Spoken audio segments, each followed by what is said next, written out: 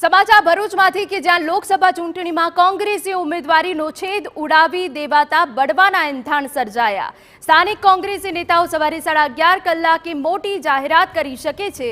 સંદીપ માંગરોલા અને પૂર્વ જિલ્લા પ્રમુખ પરિમલસિંહ રણા પણ મોટી જાહેરાત કરે તેવી શક્યતા દેખાઈ રહી છે। ઉમેદવાર જ ન હોય તો કોંગ્રેસ મોટી વોટ બેંક ગુમાવે તેવો નારાજ જૂથને ભય છે। સ્થાનિક ચૂંટણીઓમાં પણ કોંગ્રેસ અસ્તિત્વ ગુમાવે તેવી ચિંતા પણ વ્યક્ત કરાઈ છે।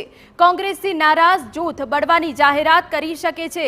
મુમતાજ પટેલ અને ફૈઝલ પટેલનો બિલ સત્તાવાર ટેકો હોવાની પણ અહીંયા ચર્ચાઓ થઈ રહી છે। કોંગ્રેસ સમર્થિત અપક્ષ ઉમેદવાર મેદાનમાં ઉતારાઈ શકે છે। સંવાદદાતા અંકિત મોદી વધુ વિગત આપી રહ્યા છે। અંકિત, પૂરી વિગત। જે પ્રકારે ભરૂચમાં લોકસભા ચૂંટણીમાં કોંગ્રેસની ઉમેદવારી લઈને જે પરિસ્થિતિ સર્જાય છે, હવે ધીરે ધીરે નારાજગી અને વિરોધનો વંટોળ હવે સપાટી ઉપર આવી રહ્યો છે। ખાસ કરીને જોવામાં આવે તો કેટલાક નારાજ નેતાઓ હવે એકઠા થઈ રહ્યા છે। પ્રાથમિક તબક્કામાં બંધ બારણે બેઠકો યોજાયા બાદ હવે આજે એક મોટી જાહેરાત થવા જઈ રહી છે।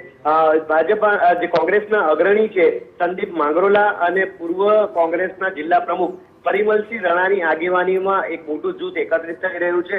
આ જૂથ દ્વારા એવો શંકા વ્યક્ત કરાઈ રહી છે કે જે મતદારોને હાલમાં કોંગ્રેસને મત ન આપી અને આપને મત આપવા માટે મનાવવામાં આવશે, તેમને ફરી એકવાર કોંગ્રેસને મત આપવા સ્થાનિક ચૂંટણીઓમાં કઈ રીતે મનાવી શકાય તે પ્રશ્ન તેમને મૂંઝવી રહ્યો છે અને આ માટે કોંગ્રેસ સમર્થિત એક ઉમેદવારને અપક્ષ ઉમેદવારી કરાવાય તેવા પણ એંધાણ વર્તાઈ રહ્યા છે। હાલમાં મુમતાજ પટેલ આખા મામલાને લઈ મૌન છે અને પરિસ્થિતિ ઉપર નજર રાખી રહ્યા છે। જો કે ટૂંક જ સમયમાં તેમની પણ આ જૂથમાં એન્ટ્રી થાય તો નવાય નહીં। બિલકુલ, તો સ્થાનિક કોંગ્રેસી નેતાઓ કે જે સત્તાવાર કોઈ મોટી જાહેરાત કરી શકે છે, જે નારાજગી પ્રસરી છે, તેમાં મુમતાજ પટેલ અને ફૈઝલ પટેલનો બે સત્તાવાર ટેકો હોવાની પણ અહીંયા ચર્ચાઓ થઈ રહી છે।